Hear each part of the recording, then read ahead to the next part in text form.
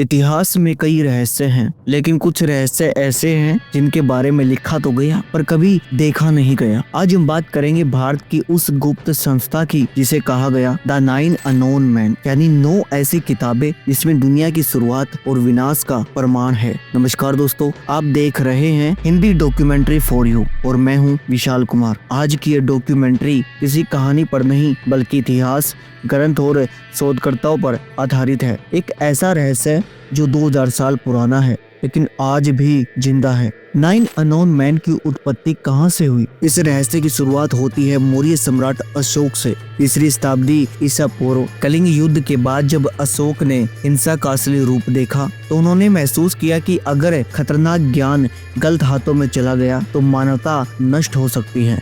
और इसी डर से कहा जाता है कि अशोक ने चुने 9 अत्यंत बुद्धिमान व्यक्ति जिन्हें सौंपा गया दुनिया का सबसे खतरनाक ज्ञान। अब बात करते हैं, क्या इन 9 अननोन लोगों के कोई नाम भी हैं? यहाँ सबसे बड़ा सच सामने आता है। इतिहास में इन 9 लोगों के कोई नाम नहीं मिले, कोई शिलालेख, कोई राजकीय अभिलेख, कोई व्यक्तिगत पहचान, कुछ भी नहीं। इसलिए उन्हें कहा गया द 9 अननोन मैन। अब बात करते हैं कि इन 9 किताबों की अवधारणा कहाँ से आई और क्या है इनमें। इन 9 किताबों का पहला उल्लेख 20वीं शताब्दी में मिला, फ्रांसीसी लेख लुइस जैकोलेट और बाद में टैलबोट मुंडी की किताब में। इन लेखों ने दावा किया कि ये ज्ञान पीढ़ी दर पीढ़ी गुप्त रूप से आगे बढ़ता गया। अब बात करते हैं, क्या थी ये 9 किताबें जो इन अनजान लोगों को सौंपी गई और क्या था इन किताबों के पीछे राज। बात करते हैं पहली किताब की। ये किताब भीड़ को नियंत्रित करने का ज्ञान रखती है। ये किताब बताती है कैसे इंसानी मन समूह में अलग तरह से सोचता है। डर, अफवाह और विश्वास के जरिए भीड़ को नियंत्रित किया जा सकता है। आज का प्रोपेगेंडा, मास साइकोलॉजी और सोशल इंजीनियरिंग इसी ज्ञान की आधुनिक झलक मानी जाती है। बात करते हैं दूसरी किताब की, मानव शरीर और घातक बिंदु। इस किताब में मानव शरीर के नाड़ी बिंदुओं का विवरण था। इस किताब में ज्ञान था कि एक विशेष बिंदु पर दबाव डालकर किसी को बेहोश या मृत किया जा सकता था। कुछ लोग इसे प्राचीन मार्शल आर्ट्स का मूल मानते हैं। तीसरी किताब, ऊर्जा और विद्युत शक्ति का ज्ञान था इसमें।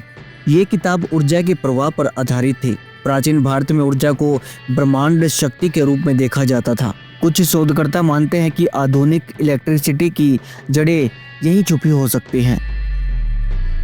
बात करते हैं चौथी किताब की, रसायन और धातु विज्ञान। ये किताब धातुओं को शुद्ध करने और रूपांतरित करने पर आधारित थी। अगर आपने दिल्ली का लोहा स्तंभ देखा है तो आप इस किताब की ताकत को समझ पाएंगे। और दिल्ली का जो लोहे का स्तंभ है जिस पर कभी जंग नहीं लगता, वो इसी ज्ञान का एक प्रतीक भी माना जाता है।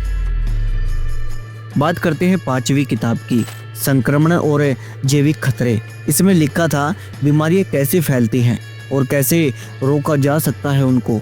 ये ज्ञान गलत हाथों में जैविक हथियार बन सकता था। बात करते हैं 6ठी किताब की। इस किताब में ज्ञान था गुरुत्वाकर्षण और अंतरिक्ष का। ये किताब गुरुत्वाकर्षण को समझने की कोशिश करती थी। आजकल दुनिया में उड़ने वाले विमान और उनकी उड़ान जैसे धारणाएं इसी से जोड़ी जाती हैं। बात करते हैं 7वीं किताब की, प्रकाश और संचार का ज्ञान था इसमें। प्रकाश की गति, संकेत के माध्यम से संचार, इस किताब में इसी का वर्णन था। आज की वायरलेस टेक्नोलॉजी से इसकी तुलना की जाती है।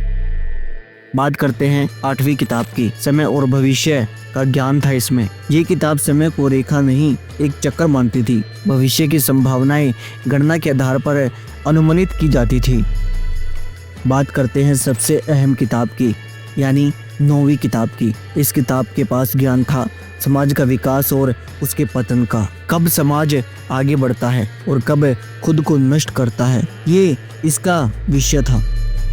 तो ये थी वो 9 किताबें और उनके अंदर ज्ञान जो दुनिया को मिटा भी सकती है और बना भी सकती है। क्या आज भी ये संस्था मौजूद है? कोई प्रत्यक्ष प्रमाण नहीं है इसका, लेकिन जब भी खतरनाक तकनीक अचानक गायब हो जाती है या रोकी जाती है तो ये सवाल उठता है, क्या कोई पर्दे के पीछे निगरानी रखे हुए है? क्या किसी भारतीय ग्रंथ में उल्लेख है इसका? सीधे 9 अननोन मैन नाम से कोई उल्लेख भारतीय ग्रंथों में कभी नहीं मिला।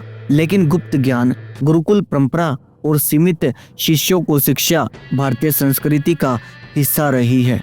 द 9 अननोन मैन शायद इतिहास है, शायद कोई कहानी है, या शायद एक चेतावनी है कि हर ज्ञान हर हाथ के लिए नहीं होता और कुछ सच्चाई हमेशा अंधेरे में ही रखी जाती है। आप क्या मानते हैं? क्या ये सिर्फ एक कहानी है या कोई ऐसी संस्था जो आज भी मौजूद है? अपनी राय कमेंट में लिखें। आप देख रहे हैं हिंदी डॉक्यूमेंट्री फॉर यू और मैं हूँ विशाल कुमार।